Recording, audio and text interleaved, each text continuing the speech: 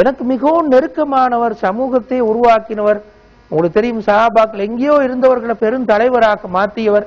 இந்த பெரிய மனிதர் மூத்தாயினோர் பெரிய ஒரு சொக்கொண்டு கண்டிப்பா அவர். அப்ப உமர் இப்னு கத்தாப் ரலியல்லாஹு அன்ஹு அவர்கள் என்ன சொன்னார்கள் என்றால், பள்ளியில் இருந்து கொண்டு ரசூலுல்லாஹ் மூத்தாகல்ல. எப்படி மூசா அலைஹிஸ்ஸலாம் அல்லாஹ்வை சந்திக்கிறதுக்காக போயிருந்தார்களோ அதே போன்று ரசூலுல்லாஹ்வுடைய ரூஹு அல்லாஹ்வை சந்திக்க போயிருக்கு. எனவே யாராவது ரசூலுல்லாஹ் மௌத்துன்னு சொன்னா அவரை நான் கொண்டு போட்டுருவேன் எழுப்பி நின்று சொல்லி கொண்டு இருந்தார். அப்ப அபூபக்கர் ரலியல்லாஹு அன்ஹு வந்தார். வந்துவிட்டு முதலாவது ரசூலுல்லாஹ்வுடைய ரூம் உள்ள போய் புடவை திறந்து, மூடி இருந்த புடவையை திறந்து ரசூலுல்லாஹ் பார்த்து, அல்லாஹ் உங்களுக்கு நியமித்த மரணத்தை நீங்கள் சுவைத்து விட்டீர்கள் சொன்னார். பிறகு பள்ளியோடு வந்து அந்த உமர் இப்னு கத்தாப் இப்படி பேசிக் கொண்டிருக்கிறது கண்டு உமரை பார்த்து கையை காட்டி உட்காருங்கன்னு சொன்னாங்க. உமர் உட்கார்ந்துட்டார். இந்த ஆயத்து ஓதினார். ஒமா முஹம்மதுன் இல்லா ரசூலுன் கத் ஹலத் மின் கப்லிஹிர் ருசுல். முஹம்மது ஒரு தூதர் மாத்திரமே, அவருக்கு முன்னாலும் பல தூதர்கள் வந்து போயிருக்கிறார்கள். அஃப இம் மாத அவ் குத்தில இன் கலப்தும் அலா அகாபிக்கும். அந்த தூதர் மரணித்து விட்டால் அல்லது கொலை செய்யப்பட்டால் நீங்கள் பழைய நிலைக்கு திரும்பி சென்று விடுவீர்களா? இந்த சூரத்து ஆல இம்ரான்ல வார ஆயத்தை ஓதி காட்டினார். அப்ப உமர்லாம் நாங்க சொல்கிறார்கள், எனக்கு அப்பதான் இந்த ஆயத்தை இறங்கின மாதிரி இருந்து, இதை நான் மறந்துருந்து, அப்பதான் எனக்கு இந்த ஆயத்தை இறங்கின மாதிரி இருந்து. அதோட அந்த பிரச்சனை பிடிக்கும். அதுக்கு மேல யாருமே ஒன்றும் பேசல, எலும்பி கருத்து சொல்லவோ முரண்படவோ ஒன்றும் சொல்ல. ஏன்னா மிக தெளிவான குர்ஆன் வசனம். உமர் இப்னு கத்தாப் ரலியல்லாஹு அன்ஹு தங்களோட கருத்துல பிடிவாதமாக வெறி பிடித்துக் கொண்டு நிக்கல். அது ஒரு சொக், அவர் பட்ட சொக்குல சொன்னதுதான் உண்மையான காரணம். இதுக்கு உமர் இப்னு கத்தாப் ஒரு நியாயத்தையும் சொன்னார்கள். பின்னால காலப்பிரிவு ஹலீஃபாவாக இருந்ததன் ஆகியதன் பிறகு இப்னு அப்பாஸ் ரலியல்லாஹு அன்ஹு இடத்துல ஒரு முறை சொன்னார்கள். இப்னு அப்பாஸ் சொன்னார்கள், இப்னு அப்பாஸ், ஏன் அந்த நேரம் நான் ரசூலுல்லாஹ் மரணிக்கலன்னு சொன்னேன் என்றால் இந்த ஆயத்தான் அது காரணம்.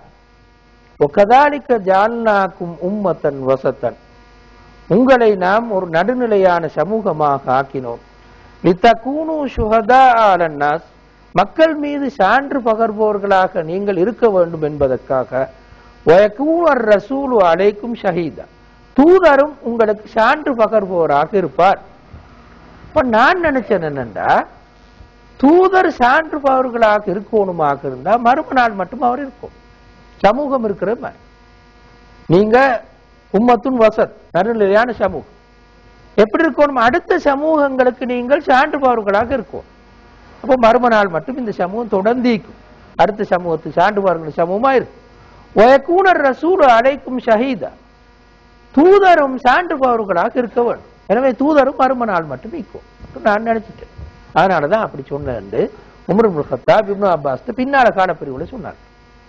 எனவே ஒரு நியாயம் இருந்து, இந்த ஆயத்தை நீங்க கவனமா ஓதி பார்த்து, நான் விளங்கப்படுத்த நேரம் எடுக்கும், ஓதி பார்த்த ஒரு நியாயம் இருந்து, உமர் அப்படி கருத்து சொல்வதற்கு ஒரு நியாயம் இருந்து. என்றாலும் அபூபக்கர் ரலியல்லாஹு அன்ஹு நாங்க ஏற்கனவே பார்த்த ஆயத்தை ஓதி காட்டின உடனே உமர் இப்னு கத்தாப் தன்னுடைய கருத்தை விட்டுட்டு உட்கார்ந்துட்டார். இன்னொன்று பாருங்க, இன்னொரு சம்பவத்தை. ரசூலுல்லாஹி ஸல்லல்லாஹு அலைஹி வஸல்லம் மௌத்தாயினத்துக்கு பிறகு அவங்க எங்க அடக்கம் செய்யறன்னு ஒரு கருத்து வேறுபாடு வந்து. சிலர் சொன்னார்கள் பள்ளியில அடக்கம் செய்ய, சிலர் சொன்னார்கள் ஏற்கனவே ரசூலுல்லாஹ்வுடைய தோழர்கள் பலர் மரணித்து பல இடங்கள் அடக்கம் செய்யப்பட்டிருக்கிறார்கள், அங்க எங்கேயாரும் ஒரு இடத்துல அடக்கம் செய்ய சொன்னார்கள்.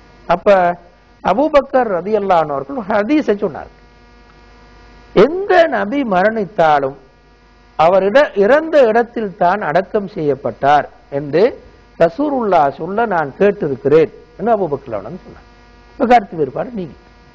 எனவே என்ன செஞ்சாங்கன்னா, ரசூலுல்லாஹ் எந்த மௌத்தாயினாங்களோ அந்த கட்டில கீழே, கட்டில அங்க காய் போட்டு அந்த இடத்துல குழியை தோண்டி கபரை தோண்டி அடக்கம் செய்தார்.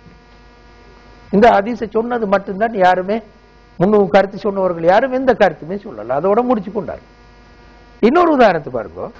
ரசூலுல்லாஹி ஸல்லல்லாஹு அலைஹி வஸல்லம் மௌத்தாயினதன் பிறகு தலைமைத்துவம் பற்றி பிரச்சனை. உங்களுக்கு தெரியும், சகீஃபா பனி சாயிதா என்ற இடத்துல அன்சாரிகள் மட்டும் போய் கூடினார். கூடி அவர்களுக்கு மத்தியில் ஒரு தலைமையை உருவாக்குவதற்கு முனைந்தார். அப்படி அன்சாரிகள் சிந்திப்பதற்கு நியாயம் இருக்கிறது. ஏன்? அவங்க தான் மதீனால பெரும்பான்மை. முஹாஜிர்கள் எல்லாருமே அன்சாரிகளிலிருந்து வீடு பெற்று காணி பெற்று காசி பெற்று வாழ்ந்தவர். எனவே முஹாஜிர் என்ற ஒரு பிரிவு இல்லாத அளவுக்கு அன்சாரிங்களோடு கலந்து போய் விட்டார்.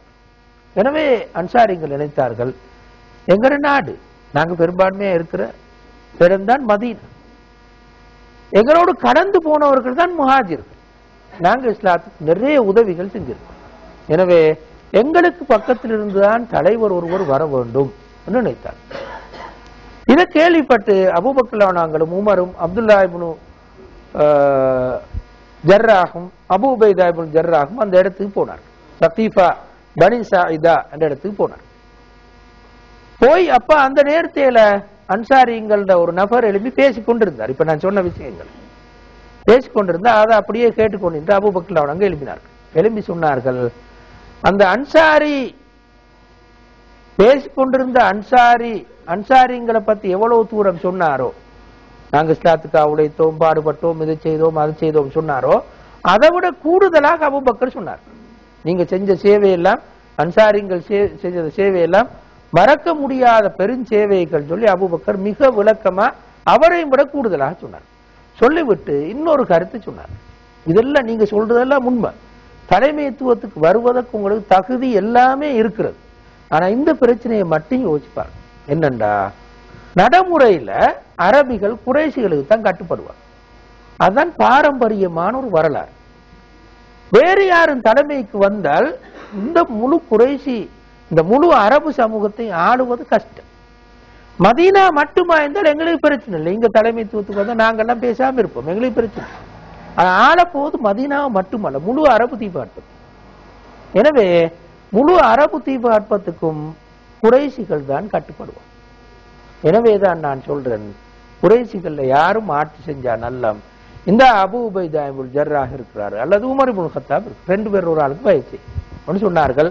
அபூபக்கர் சொன்னா உமர் எழுப்பி சொன்னார், நீங்க இருக்கிற இடத்துல நான் ஆட்சி செய்யறதுக்கு ஒரு விதமான தகுதியும் எனக்கு இல்லை, எனவே நீங்க கையை நீட்டுக்கோ, நான் பய வச்சிருன்னு சொல்லி முதல்ல அவர் பய வச்சு, அன்சாரிங்கள் தங்க இவ்வளவு நேரம் பேசின கருத்தை அப்படியே விட்டுட்டு எல்லாருக்கும் முந்தி அடுத்ததாக போய் அன்சாரிங்கள் பயிற்சிதான். இஸ்லாமிய வரலாற்று ஒரு விசேஷமான உண்மை என்னென்றா, அன்சாரிங்கள் இந்த ஒரு நிகழ்ச்சி பிறகு வரலாற்றில் என்றுமே தலைமைத்துவம் தங்களுக்கு வர வேண்டும் என்று பேசவே இல்லை.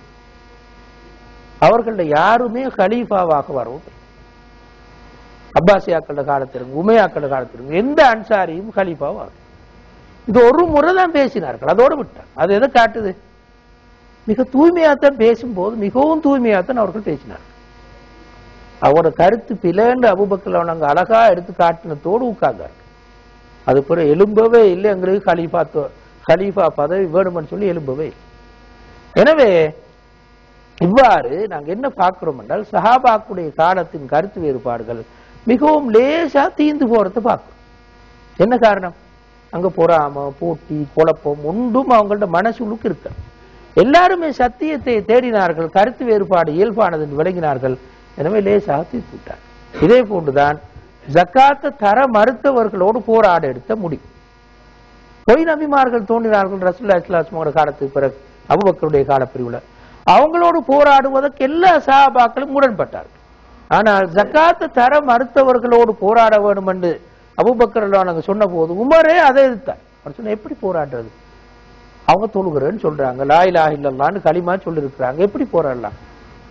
ரசூலுல்லாஹ் இப்படித்தானே சொல்லியிருக்கிறாங்க, உமிர்து அன் உகாத்திலன் நாஸ் ஹத்தா யஷ்ஹது அன் லா இலாஹ இல்லல்லாஹ், லா இலாஹ இல்லல்லாஹ் என்று சொன்னால் சொல்லும் வரையில் மக்களோடு நான் போராடுமாறு ஏவப்பட்டேன்.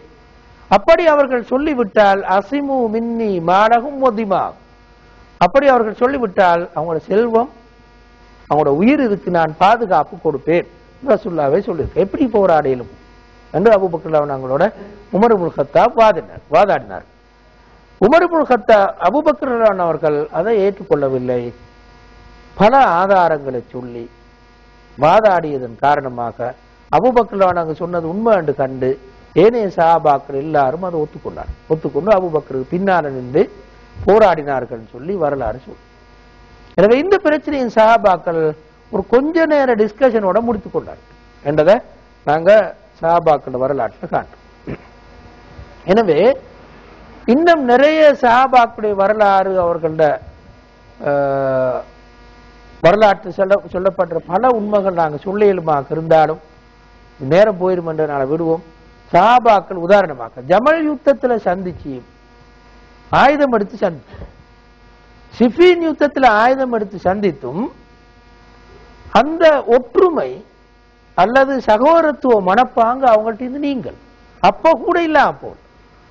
அதனாங்க அந்த ஜமல் யுத்த போராட்டத்தையும் சிஃபீன் யுத்த போராட்டத்தையும் அதுக்கு பின்னால சஹாபாக்கள் நடந்து கொண்ட முறையை படித்தால் அழகா வரையும் கொள்ள. என்னங்க சொல்ல வாரம் என்றால் இந்த சிந்தனை போக்கு சஹாபாக்கள் இந்த ஏற்கனவே நாங்க சொன்ன இந்த நடத்த போக்கு திரும்ப ஏற்கனவே நாங்க சொன்ன எப்படி இந்த பிரச்சனையை பார்க்கணும் என்ற அறிவு முஸ்லீம்களுக்கு மத்தியில் இருந்தால் சமூக ஒருமைப்பாடு மிகவும் சாத்தியமா. எப்படி அதை சாதிக்கலாம் என்பதை மிச்சம் சுருக்கமாக நாங்க இங்க சொல்றதுக்கு பார்ப்போம். ஒன்று, முஸ்லிம் சமூக மட்டத்தில் மிக விரிவாக பரப்பப்பட வேண்டிய ஒரு கருத்து ஒற்றுமையுடைய முக்கியத்துவம் அவசியம். இதுக்கு என்ன ஆயத்துகள், என்ன ஹதீஸ்கள், இமாம்களுடைய கருத்துக்கள் என்னது, இது எந்த தரத்தை பெறும், இது நம்பிக்கையோடு சார்ந்த ஒரு விஷயமா, ஒற்றுமையின்றி பிளவுபட்டிருப்பது குஃபுருக்கு நெருக்கமான ஒரு பாவமா அல்லது இல்லையா என்று முஸ்லிம் சமூகத்துக்கு மத்தியில மிக விரிவாக பரப்பப்படும். உதாரணமாக பாருங்க, ரெண்டொரு வசனங்களை நாங்க இங்க சொல்லி பார்ப்போம். அல்லாஹு தஆலா சூரத்து ஆல இம்ரான் ஒரு நீண்ட தூரத்துக்கு இப்படி தொடங்குற ஆயத்து, வஅதஸிமு பிஹப்லில்லாஹ் ஜமீஅன், அல்லாஹ்வுடைய கயிறு அப்படின்னா அல்லாஹ்வுடைய குர்ஆன், இதனை நீங்கள் எல்லோருமாக சேர்ந்து பற்றி பிடித்துக் கொள்ளுங்கள், வலா தஃபர்ரகு, பிரிந்து விடாதீர்கள் என்று அல்லாஹ் சொல்றான். இரண்டாவது, பிரிந்தால் என்னது, அதே சூரத்து ஆல இம்ரான்ல அதே ஆயத்து தொடர்ல 105வது வசனத்துல அல்லாஹ் சொல்றான், வலா தகூனு கல்லதீன தஃபர்ரகு வக்தலஃபு மின் பாதி மா ஜாஅஹுமுல் பையினாத், ஆதாரங்கள் வந்ததன் பிறகும் கருத்து வேறுபாடுற்று பிளவுண்டவர்கள் போன்று நீங்கள் ஆகிவிடாதீர்கள், உலாயிக லஹும் அஸாபுன் அலீம், அவர்களுக்கு மிக பாரிய தண்டனை உண்டு என்று அல்லாஹ் சொல்றார். எனவே கருத்து வேறுபாடு பட்டு பிளவுபடுவது மிக பாரிய தண்டனைக்கு காரணமாக அமையும், ஒரு பெரிய ஒரு பாவம் என்று அல்லாஹு தஆலா இந்த வசனங்கள்ல சொல்றார். திரும்ப இந்த வசனத்துல அல்லாஹ் சொல்றான் சூரத்து அன்ஆம்ல, இன்னல்லதீன ஃபர்ரகு தீனஹும், தங்களுடைய மார்க்கத்தில் பிளவுகளை உருவாக்கி கொண்டவர்கள், வகானு ஷியஅன், அப்படி பிளவுகளை உருவாக்கி குரூப்பாக பிரிந்தவர்கள், ஷியஅன் என்றா குரூப் சொல்ற, குரூப்புகளாக பிரிந்தவர்கள், லஸ்த மின்ஹும் ஃபீ ஷைஇன், எந்த வகையிலும் நீங்கள் அவர்களை சேர்ந்தவர்கள் அல்ல. அப்படி என்ன ரசூலுல்லாஹ் பார்த்து அல்லாஹ் சொல்றான், நீங்க அவங்களை சேர்ந்தவர்கள் அல்ல. முஸ்லிம் சமூகத்தை துண்டு துண்டா உடைச்சி குரூப் குரூப்பா பிரிஞ்சா நான் உங்களோடு இல்லைன்னு சொல்லுங்க என்று ரசூலுல்லாஹ் சொல்றேன் அல்லாஹ். எனவே ஒரு பாரிய குற்றம் என்று அல்லாஹ் இங்க சொல்லவார். ரசூலுல்லாஹி ஸல்லல்லாஹு அலைஹி வஸல்லம் அவர்கள் பிளவுற்று துண்டு துண்டாக பிரிஞ்ச சமூகத்துக்கு நான் தலைவன் இல்லை, எனக்கும் அவங்களுக்கு சொந்தம் இல்லை, உறவு இல்லை, லஸ்த மின்ஹும் ஃபீ ஷை, எதிலும் நான் அவர்களோடு இல்லை என்று அல்லாஹு தஆலா இந்த வசனத்தில் சொல்றேன். எனவே இது ஒரு மிகப்பெரிய ஒரு பாவம். ரசூலுல்லாவோடு எனக்கு உறவு இருக்கிறது என்று சொல்ல முடியாது, பிளவுபட்டிருந்த ரசூலுல்லாவோடு எனக்கு உறவு இருக்கிறது சொல்ல முடியாது, முஸ்லிம் சமூகத்தில் பிளவு வந்தால் கருத்து வேறுபாடு இருக்கும். அதான் நாங்கள் ஏற்கனவே சொன்னோம், கருத்து வேறுபாடு இருக்கும், அது ஓராளு மதிச்சு வாழணும். ஆனா அது பிளவாக மாறினால் ரசூலுல்லாவோடு அந்த சமூகத்துக்கு உறவு கிடையாது. இந்த ஆயத்து சொல்லும், ஏற்கனவே சொன்ன ஆயத்து சொல்லும், உலகும் அஸாபுன் அலீம், அவர்களுக்கு மிகப்பெரிய தண்டனை உண்டு, மகத்தான தண்டனை உண்டு என்று அல்லாஹ் தஆலா சொல்றார். எனவே இந்த கருத்து இன்னும் நிறைய, அது நாங்க இங்க எடுக்கிற கஷ்டம், நூற்றுக்கணக்கான ஹதீஸ்களும் நிறைய குர்ஆன் வசனங்களும் இது திருப்பி திருப்பி சொல்லும். ஏற்கனவே இருந்த யூதர்களும் கிறிஸ்தவர்களும் பிளவுண்டு துண்டு துண்டாக போனமைதான் அந்த தூது கைமாறியதற்கு காரணம் என்று கூட குர்ஆன் பல இடங்களில் சொல்லும். எனவே இந்த கருத்து முஸ்லிம் சமூகத்தில் மிக பரவலாக வழங்கப்படுத்தப்பட வேண்டும். அதே மாதிரி இந்த பாருங்க, இந்த ஆயத்தை அல்லாஹ் சொல்ற ஒரு அழகான ஒரு வசன அமைப்பார், இன்னமல் முஃமினூன இஹ்வா, மூமின்கள் சகோதரர்கள். ஃபாஸ்லிஹு பைன அகவைக்கும், அந்த சகோதரர்களுக்கு மத்தியில் நீங்கள் சமாதானத்தை ஏற்படுத்தி வை. இதுக்கு முன்னால ஆயத்து என்னென்றால் போராடி கொள்றத பத்தி வர ஆயத்து. முஸ்லீம்கள் ஒருவருக்கு ஒருவர் போராடி கொண்டு ஆயுதம் எடுத்து போராட்டு, அதை பத்தி வர ஆயத்து. அப்பவும் அல்லாஹ் சொல்றான், அப்படி போராடினாலும் கூட அவங்க இஹ்வாதான், சகோதரர்கள். எனவே அவர்களுக்கு மத்தியில் நீங்கள் சமாதானத்தை ஏற்படுத்துங்கள். வத்தகுல்லா, அப்படி நீங்கள் சமாதானத்தை ஏற்படுத்தும் போது அல்லாஹ்வை பயந்து கொள்ளுங்கள். அப்பதான் அல்லாஹ்வுடைய ரஹ்மத் உங்களுக்கு கிடைக்கும். லஅல்லக்கும் துர்ஹமூன், நீங்கள் அல்லாஹ்வுடைய ரஹ்மத் உங்களுக்கு கிடைக்க பெற வேண்டும் என்பதற்காக தக்வாவுடன் நடந்து கொள்ளுங்கள். உங்களுடைய சகோதரர்களுக்கு மத்தியில் சமாதானத்தை ஏற்படுத்துங்கள் என்று அல்லாஹ் தஆலா இந்த வசனங்களை சொல்றார். ஒரு ரெண்டு ஹதீஸையும் பார்ப்போம். இதை பத்தி சொல்லக்கூடிய ஒரு ஹதீஸை மட்டும் நாங்க பார்ப்போம். ரசூலுல்லாஹி ஸல்லல்லாஹு அலைஹி வஸல்லம் சொன்னார்கள், லா தக்தலிஃபு, கருத்து வேறுபாடு கொள்ளாதீர்கள். அப்படின்னா கருத்துனா, கருத்து வேறுபாடு கொண்டு பிளவுற்று போகாதீர்கள், துண்டு துண்டா உடைஞ்சு போகாதீர்கள். ஃபைன்ன மன்கான கபுலக்கும் இஹ்தலப், ஏனென்றால் உங்களுக்கு முன்பிருந்தவர்கள் கருத்து வேறுபாடு விட்டார்கள், துண்டு துண்டாக பிளவுபட்டு போனார்கள். ஃபஹலகு, அதனால் அழிந்து போனார். எனவே அவர்கள் அழிந்து போனார். இது ஒரு பெரிய உண்மை. இஸ்லாமிய வரலாற்றை படித்தவர்களுக்கு நல்லா தெரியும். இது ஒரு ஆக பெரிய உண்மை. முஸ்லிம் சமூகம் அழிந்ததற்கு முதல் காரணம் இதுதான், பிளவுபட்டு துண்டு துண்டாக பிரிச்சு. நாங்கள் சொல்லுவோம், இந்த அந்தலுஸ், அதாவது ஸ்பெயினை முஸ்லீம்கள் இழந்ததுக்கு அடிப்படை காரணம் என்னது? ஸ்பெயினின் இறுதி ஆண்டுகளில் முழுக்கு தவாய் சின்ன சின்ன குரூப்பா பிரிஞ்சு சின்ன சின்ன அரசாங்கங்களை ஸ்பெயினுக்குள்ளாலே அமைத்துக் கொண்டார். ஒருவருக்கொருவர் சின்ன அந்த ஸ்பெயின் என்ற சின்ன ஒரு பகுதிகளுக்கு 7-8 அரசாங்கம் ஒருவருக்கொருவர் முட்டி மோதி கொண்டார்கள். எனவே கிறிஸ்தவர்கள் தான் அழிக்கப்பட்டார்கள் சொல்லி வரலாறு சொல்லும். இதே இந்தியால கண்டோம், இதே முழு அரபு உலகம் முழுக்க கண்டோம். துண்டு ஆடப்பட்டு முஸ்லீம்கள் பிளவுபட்டமேதான் அழிந்தது காரணம். ஹதீஸ் சொன்னது அப்படியே முஸ்லீம் வரலாற்றில் நிகழ்ந்தது.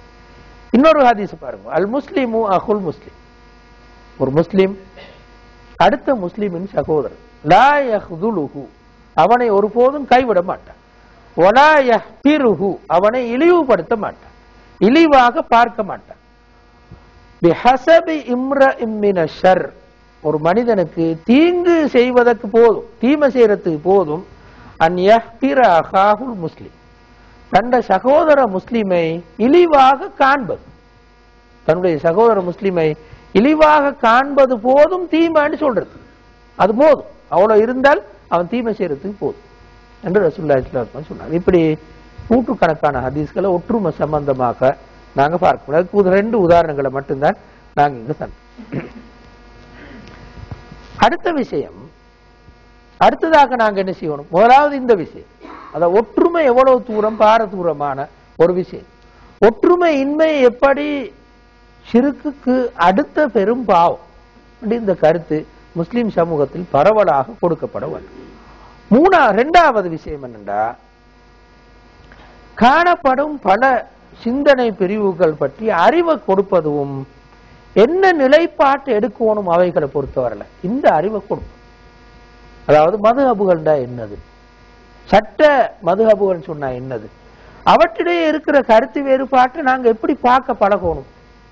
இந்த இஸ்லாமிய இயக்கங்கள் அல் இக்வான் முஸ்லிமூன், ஜமாத் இஸ்லாமி, ஜமாத் தப்லீக், சலஃபியூன், இது யார்? இது இந்த கருத்து வேறுபாட்டை நாங்க எப்படி பார்க்கணும்? இந்த உண்மை முஸ்லிம் சமூகத்தில் மிக பரவலாக கொடுக்கப்படும். சிலர் நினைப்பதுண்டு, ஏண்ட மதுஹபு 100% சரி, அடுத்த மதுஹபு 100% பிழை நினைப்பது. இந்த மனோநிலை இல்லாமலாகும். ஒவ்வொரு மதுஹபுடைய தலைவர்களும் உருவாக்கினவர்களும் அடுத்த மதுஹபுடைய ஆசிரியர்களாக அல்லது மாணவர்களாக இருந்திருக்கிறார்கள். இதுதான் முழுக்க முழுக்க உண்மை.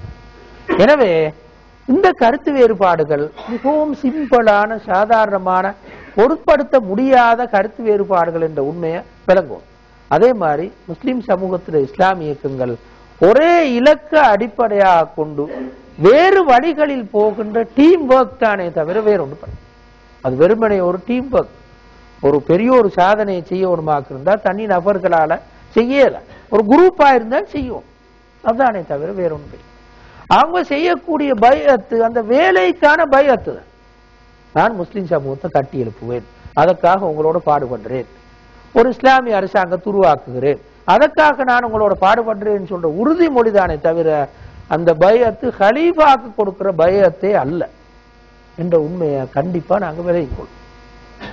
எனவே ஒரு இயக்கத்தில் இல்லாதவன் அல்லது அடுத்த இயக்கத்தில் இருப்பவன் இவர்களை இழிவாக பிழையாக பார்க்கின்ற மனோநிலை இல்லாமல் செய்யும். அப்ப இந்த அறிவு வரணும். என்ன இஸ்லாமிய இயக்கம் சொன்னார், என்ன இந்த மதுஹபுகள் சொன்னா என்னது, இந்த அறிவு எங்களுக்கு வரும். இந்த அறிவு மிக பரவலாக முஸ்லிம் சமூகத்தில் கொடுக்கப்படுமாக இருந்தால் பிரச்சனைகள் மிக குறைவாகத்தான் வரும். பிரச்சனையே இல்லாம போன்ற ஒரு நாடு சொல்ல இயலாது, ஆனா மிக குறைவாக வரும். தனது பக்கத்துல தொழுகிறவனை வித்தியாசமா பார்க்க மாட்டான். அவன் விரலாட்டினாலும் தக்பீர் எங்கேயாவது கட்டினாலும் அல்லது இந்த வேற என்ன செய்தாலும் அது ஒரு அபிப்பிராயம், அவர் செஞ்சுட்டு போட்டு விட்டுருவார். ஆனால் அது பற்றி எந்த அறிவும் இல்லாவிட்டால் அது பிழையா காணும். கையை முறிக்கணும் நினைப்பார், கையாற்று நேரம் அல்லது வேற என்ன செய்யணும் நினைப்பார். ஏன், அது பற்றி அறிவோ பின்னணியோ ஒன்றுமே அவருக்கு கிடையாது. எனவே இந்த அறிவு முஸ்லிம் சமூகத்தில் மிக பரவலாக கொடுக்கப்பட வேண்டும். எனவே எப்படி அந்த அறிவை கொடுக்கணும்? சட்ட சிந்தனை பிரிவு என்பது அனுமதிக்கப்பட்ட கருத்து வேறுபாடு. ரசூலுல்லாஹ் அதனை அனுமதித்திருக்கிறார்கள். ஏற்கனவே நாங்க சொன்ன அந்த அசர் தொழுகிற சம்பவத்தை சொன்னது போன்று, அம்ர் இப்னு ஆஸ் தொழுவிச்ச விஷயத்தை சொன்னது போன்று அது அனுமதிக்கப்பட்ட கருத்து வேறுபாடு. தாவா சிந்தனை பிரிவு முஸ்லிம் சமூக மீள் புனரமைப்புக்கான கூட்டு வேலை திட்டம், வேறொன்றும் இல்லை. முஸ்லிம் சமூகத்தை மீண்டும் ஒரு முறை கட்டி எழுப்பணும், நிறைய சீர்கேடு நிறைய தீமைகள் இருக்கிறது, கட்டி எழுப்பணுமாக இருந்தால் தனிநபராக பாடுபட முடியாது, ஒரு கூட்டு முயற்சி தேவையானது என்பதற்கான ஒரு டீம் ஒர்க் தான் அது, வேறொன்றுமே அல்ல. அதுக்கு வேறொரு பெரிய ஒரு பெருமானம் இல்லை. அது ஒரு அகீதா பிரிவு அல்ல, அது ஒரு நம்பிக்கை சார்ந்த பிரிவும் அல்ல, சட்டம் சார்ந்த பிரிவும் அல்ல, அது ஒரு வேலை திட்டம் மட்டும். எனவே அங்கு செய்கிற பைஅத்துக்கு கலீஃபாக்கு செய்கிற பைஅத்துக்குள்ள தரம் எந்த இமாம்ட கருத்துப்படியும் கிடையாது. அதை மௌதூதியும் சொல்லல, அதை ஹசனுல் பன்னாவும் சொல்ல, யாருமே சொல்ல. இயக்கங்களை அமைச்சவங்களே சொன்னது என்னது, நாங்க முஸ்லிம் சமூகத்திற்கு தலைமைத்துவத்து பாருங்க, நாங்க முஸ்லிம் சமூகத்தை புனரமைக்க வந்தோம். எனவேதான் ஜமாத்தே இஸ்லாம் என்று விலகி போனவர்களை மௌதூதியோ யாருமோ சொல்லல, நீங்க காபிர் ஆக்கிட்டீங்கன்னு சொல்ல, அல்லது முஸ்லிம் சமூகத்துக்கு வெளியில போனன்னு சொல்ல. இமாம் ஹசன் பன்னா விட்டு சிலர் விலகின்னு போனாங்க. போனோடனே அவங்கள அழகாக வழி அனுப்பி வச்சாங்க. அவங்க தொடங்கின பேப்பருக்கு ஒரு பேரொண்டே கொடுத்தாங்க, இந்த பேரை வச்சு கொடுங்கன்னு சொல்லி விலகின்னு போனாங்க. எனவே அந்த இமாம்கள், அதாவது இந்த இயக்கத்தையே தோற்றுவித்த இமாம்கள் தங்கள்டிருந்து விலகி போனவர்கள் ஒரு நாளும் குற்றவாளிகளாக, பாவிகளாக, பிழையானவர்களாக, வழிகேடர்களாக பார்க்கவே இல்லை. நேத்து மோனாத்து விலகி போனவர்கள் கூட இருக்கிறார். அலிகான் முஸ்லிம் இயக்கத்திலிருந்து வேறு வேறு இயக்கங்கள் இருந்து விலகி போனவர் இருக்கிறார். உங்களுக்கு தெரியும், இந்த அர்பகான் விலகி போனவர் தான் தைபோர்தகான், இப்ப ஆட்சியில் இருப்பவர். அர்பகான் தைபோர்தகானை பார்த்து சொல்ல, நீ வழிகட்டு போயிட்டாயின்னு ஒரு நாள் சொல்ல சொன்னாரா? இல்லை. அவரும் தங்கட ஆசிரியர் மரணித்ததன் பிறகு முன்னுக்கு நின்று அந்த மையத்தை தூக்கின்னு போனவர் தான் தைபோர்தகான் முக்கியமாக இருந்தார். எங்கேயோ இருந்தார், மரணிக்கும் போது ஜெர்மன்லயோ எங்கேயோ இருந்தார். திடீர்னு அங்கிருந்து எல்லா வேலையும் கேன்சல் பண்ணிட்டு ஓடி வந்தார் மையத்தில் கலந்து கொள்வதற்காகவே. எனவே இதுதான் உண்மையில இஸ்லாமிய இயக்கம் சொல்லும். இஸ்லாமிய இயக்கம் ஒரு நாளும் காண மாட்டாது தன்னிடம் இருப்பவர் அல்லது தன்னிடமிருந்து விலகி போனவரோ, வழிகேடருண்டோ, பிழையானவருண்டோ, பிரச்சனையாருண்டோ ஒரு நாளும் இஸ்லாமிய இயக்கங்களின் தலைவர்கள் சொன்னது கிடையாது. இன்றும் சொன்னதில்லாத அமைத்த தலைவர்களும் சொன்னது கிடையாது. எனவே இந்த உண்மை கண்டிப்பாக முஸ்லிம் சமூகத்தில் பரவலாக கொடுக்கப்பட வேண்டும். மூணாவது, நம்பிக்கை சார் சிந்தனை பிரிவுகள். இதுதான் ஒரு கொஞ்சம் சிக்கலான ஒரு இடம். ஷியாக்களோ அல்லது ஹவாரிஜிகளோ இப்படியான சிந்தனை பிரிவு. இதுக்கு எங்களுக்கு இருக்கிற ஒரே ஒரு வழி, எங்களுடைய சமூகத்தை அல்லது முஸ்லீம் சமூகத்துக்குள்ளால் இது பெரிய பிளவாக மாறாம எவ்வளவு தூரம் காப்பாற்றணுமோ அவ்வளவு தூரம் காப்பாற்றும். எப்படி காப்பாற்றலாம்? ஒரு நாளும் எங்களுக்கு தெரியும், நான் சொல்ல வேண்டிய அவசியம் இல்லை. சண்டை பிடிச்சி காப்பாற்றல. குறிப்பிட்ட ஷியாக்களோடோ அல்லது குறிப்பிட்ட நபர்களோடோ சண்டையை பிடித்து அடித்தடியாக மாறி போலீஸுக்கு பேத்து அரசாங்கத்துக்கு பேத்து செய்யல. நாங்கள் வாழ்றது ஒரு சிறுபான்மை சமூகம். சர்வதேச சமூகத்தில் கூட அதை செய்வது மிகச்சிறப்பு. எப்படி செய்யலாம்? எங்கட சமூகத்துக்கு இந்த சிந்தனை அழகா கொடுத்து மிக விரிவாகவும் தெளிவாகவும் கொடுத்துதான் அதனை காப்பாற்ற வேண்டும். அடுத்தது, அவற்றில் நிராகரிப்பு வழிகேட்டுக்கு சென்ற பிரிவுகளை விட்டுத்தான் கவனமாக நாங்கள் காப்பாற்றுவோம். முஸ்லிம் சமூகம் வழிகேட்டுக்கோ நிராகரிப்புக்கோ போகாம நாங்க ஏற்கனவே சொன்னது மாதிரி சட்ட கருத்து வேறுபாடு போலவே நம்பிக்கைகள்ல கிளை கருத்து வேறுபாடுகள் இருக்கும். அதை நாங்க பெரிய அளவு பொருட்படுத்த வேண்டிய அவசியம் கிடையாது. அடுத்த விஷயம் என்னண்டா, இதை சொல்ல வேணும் என்றதுக்காக சொல்றேன், யாரும் விளையாவலையும் கொள்ளக்கூடாது. பள்ளிகள் இஸ்லாமிய வரைவரைக்குள்ளால காணப்படுகின்ற வழிகேட்டில் இல்லாத எல்லாருக்கும் இடம் அளிக்கும். அப்ப பிளவுபட்டு யாரும் போக மாட்டார். வழிகேடு இல்ல, அவன் ஷியாவல்ல அல்லது வேறொரு பிரிவு வழிகேட்டு பிரிவு அல்ல, வெறுமனே இஸ்லாமிய இயக்கம் அல்லது கொஞ்சம் வித்தியாசமாக கொண்ட நபர்கள் அது சட்ட கருத்து வேறுபாடா மட்டுமீக்கும். அப்படியே அந்த பள்ளிகள் எல்லாரையும் அரவணைத்துக் கொள்ள வேண்டும். நீங்களும் பேசுங்கோ, நீங்களும் பேசுங்கோ, நீங்களும் பேசுங்க. எல்லாருக்கும் பேசுவதற்கு, புரோகிராம் நடத்துவதற்கு எல்லாருக்கும் அந்த பள்ளியில் இடம் கொடுத்தால் வேறையாக போவதற்கோ வேறையாக அமைப்பதற்கோ எந்த விதமான தேவையும் இல்லாமல் இந்த சிந்தனை பள்ளி ரெஸ்டி போர்டுகளுக்கு இருந்தால் பிரச்சனை நல்லா குறைஞ்சு போகும். எனவே பள்ளி ரெஸ்டி போர்டில் இருப்பவர்கள் என்ன செய்யணும், இது என்ன படிச்சு கொள்ளும், இது என்ன இந்த சிந்தனை பிரிவுகள், என்ன இந்த சட்ட பிரிவுகள், இந்த கருத்து வேறுபாடுன்னு சொல்வது என்னது, இதெல்லாம் நியாயமான கருத்து வேறுபாடுகள் என்று நாங்கள் எப்படி விளையும் கொண்டது, இயக்கங்கள் சொல்வது என்னது, இந்த பின்னணிகளை ரெஸ்டி போர்டில் இருப்பவர்கள் படிப்பது அவங்களோட கடம். இல்லாட்டி அவங்களை அறியாமலே பாவம் செய்ய வேண்டி வரும். எனவே அந்த வகையில இது மூணாவது நாங்கள் கருத்தில் கொள்ள வேண்டிய விஷயம். அடுத்தது, நாங்க எங்கட சமூக நிலையை விளங்கி இஸ்லாத்துக்காக பாடுபடுபவர்கள் பாடுபடும் அப்படின்னா என்ன சொல்ல வாரோம்னா, மூசா அலைஹிஸ்ஸலாம் அவங்களோட வரலாற்று நிகழ்வுகளை பார்த்தால் இதை விளங்கல. அல்லாஹ் தஆலா மூசா அலைஹிஸ்ஸலாத்துல வரலாற்றை சொன்னது போல எந்த நபியோட வரலாற்றையும் குர்ஆன்ல விரிவா சொல்லல. மூசா அலைஹிஸ்ஸலாத்துடைய சமூகம் குஃப்ரிலேயும் சிறுக்கிலேயும் பெரும் பாவங்கள்லையும் திளைச்சி போன சமூகம். அப்போ மூசா அலைஹிஸ்ஸலாம் அந்த சமூகத்தை விட்டு ஒதுங்கல், அதுக்குள்ளால இருந்துதான் பாடுபட்டார். ஃபிரௌன்ல இருந்து காப்பாத்தி கடலை கடந்து வெளியில போறாங்க. அதாவது செங்கடலை கடந்து, ஃபிரௌன் செங்கடல்ல அழிஞ்சு போன, செங்கடலை கடந்து வெளியில போறாங்க. போனோடனே கொஞ்சம் தூரம் போற நேரத்துக்கு கொஞ்சம் பேர் விக்கிரகத்தை வணங்கி காண்றாங்க. இப்ப மூசாவுடைய சமூகம் கேட்குது, மூசா அது மாதிரி விக்கிரகங்கள் கொஞ்சம் செஞ்சு தந்தா எங்களுக்கு வணங்க இயலுமை. அப்ப என்ன மாதிரி சமூகம் பாரு, இப்பதான் வந்த அல்லாஹ் காப்பாத்தி வந்த சமூகம், வந்த உடனே அது மாதிரி விக்கிரகம் செஞ்சு கேட்டால் எப்படியான சமூகம், சிறுக்குல குஃப்ர்ல ஊறி போன சமூகம். மூசா அலைஹிஸ்ஸலாம் என்ன செய்யல, நாசமா போங்கன்னு விட்டுட்டு போவார், எப்படியா திருத்து கொண்டுதான் பாடுபட்டார். இதை நாங்க அப்படியே பிறகு மூசா அலைஹிஸ்ஸலாம் வேதத்தை எடுக்கிறதுக்கு போனாங்க, வேற எங்கேயும் அல்ல, ஹாரூன் அலைஹிஸ்ஸலாத்தை வச்சுட்டு வேதத்தை அல்லாஹ்விடத்துல வாங்கிட்டு வருவோன்னு போனாங்க. போனா மாட்ட வணங்கினாங்க. என்ன செஞ்சாங்க மூசா அலைஹிஸ்ஸலாம்? இப்பவும் அந்த சமூகத்தை விடல, உங்களோட திருத்தவே எல்லாம் திருந்தே மாட்டீங்க, நீங்க நாசமா போங்க, நான் போறேன்னு போறேன். அப்பவும் அதுக்குள்ளால இருந்து கொண்டு பாடுபட்டாங்க. அதான் நாங்க மூசா அலைஹிஸ்ஸலாத்து வரலாற்று காண்றோம். மூசா அலைஹிஸ்ஸலாம் அல்லாஹ்வை சந்திச்சு வேதத்தை எடுப்பதற்காக தெரிவு செஞ்சு 70 பேரை கூட்டிட்டு போனாங்க. தெரிவு செய்யப்பட்டாங்க. அந்த ஆட்களும் இடையில என்ன கேட்டாங்க, நாங்க நம்ப மாட்டோம் மூசாவே, அல்லாஹ்வை நேரடியா எங்களுக்கு காட்டு, அப்ப நம்புறோம். இது யாரு? தெரிவு செய்யப்பட்டாங்க. அப்போ மூசா அலைஹிஸ்ஸலாம் என்ன செய்யல, தெரிவு செய்யப்பட்ட நீங்களுமா இப்படி, நான் யார்கிட்ட போறேன் மூசா அலைஹிஸ்ஸலாம் நினைக்கல. அப்பவும் பாடுபட்டார். பிறகு கொண்டு போயாச்சு, வெளியில கொண்டு போய் சொன்னாங்க, நாங்க வந்தது இந்த பலஸ்தீன்ல இருந்தா, முந்தி எகிப்துக்கு வந்த பலஸ்தீன் தானே, யாக்கூப் அலைஹிஸ்ஸலாம் அவங்களோட பரம்பரை தானே, இந்த பலஸ்தீனுக்கு போய் அங்க இருக்கிற மன்னனோடு போராடி நாங்க அந்த நாட்டை பிடிச்சு வாடும். அப்ப பனூ இஸ்ராயீல் என்ன சொன்னாங்க, இது அந்த ரப்புக ஃபகாத்திலா இன்னா ஹாஹுனா காயிது, நீயும் ஓண்ட கடவுளும் போய் போராடும், நாங்க இங்கிருந்து பார்த்து நிக்கிறோம்னு சொன்னாங்க. எவ்வளவு மோசமான வசனம் பாரு, நீயும் ஓண்ட கடவுளும் போய் போராடுங்கன்னு சொல்றால் எப்படியான மோசமான சமூகம்.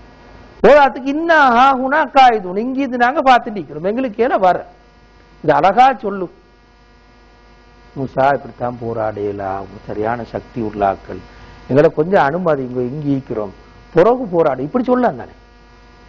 இப்படி சொல்லாம என்ன கடுமையான வசனம், நீயும் போன்ற ரச்சகனும் பேசி போராடு, நாங்க இங்க பார்த்து நீ எவ்வளவு கடுமையான வசனம். அப்பவும் மூசா என்ன செய்யல, அப்பவும் புறக்கணிக்க. அப்பவும் அல்லாஹ் தஆலா சொன்னான், சரி சினாய் பாலைவனத்தில் 40 வருஷத்துக்கு வாழும். அல்லாஹ் சினாய் பாலைவனத்தில் போட்டு வச்சு. மூசா அலைஹிஸ்ஸலாம் சினாய் பாலைவனத்தில் இடையில மூத்தா போனாங்க, ஒன்றையும் காணல். இந்த சமூகத்தோட சீரழிஞ்சதுதான் மிச்சம், ஒன்றையுமே காணல். அதே பின்னால வந்த நபிதான் அவங்கள பிறகு பலஸ்தீனுக்கு கூட்டிட்டு போய் போராடி வெற்றி கொண்டு வாழ்ந்தார்கள் என்று வரலாறு சொல்லும்.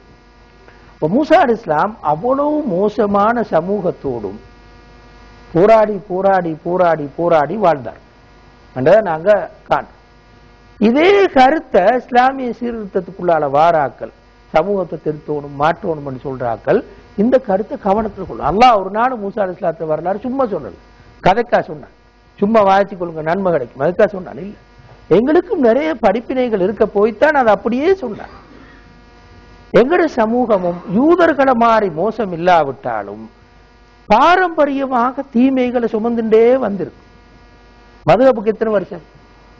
10-13 நூற்றாண்டு. நாங்க இப்ப பின்பற்ற பல்வேறு கருத்துகளுக்கு எத்தனை நூற்றாண்டு? எத்தனையோ நூற்றாண்டு காலம். சூபித்துவ சிந்தனைகளுக்கு எத்தனை நூற்றாண்டு? எத்தனையோ நூற்றாண்டு காலம்.